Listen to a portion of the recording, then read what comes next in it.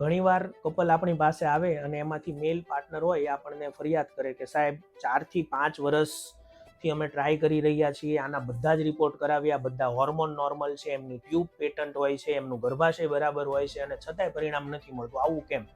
અને ત્યારે આ ગુસ્સા ભરેલા અવાજથી આપણને જે ફરિયાદ કરતા હોય એ મેલ પાર્ટનરે જ્યારે આપણે પૂછીએ કે સાહેબ તમે તમારો કોઈ રિપોર્ટ કરાવ્યો, ત્યારે એ આપણને કહે કે ના, મેં તો મારો કોઈ રિપોર્ટ કરાવ્યો નથી.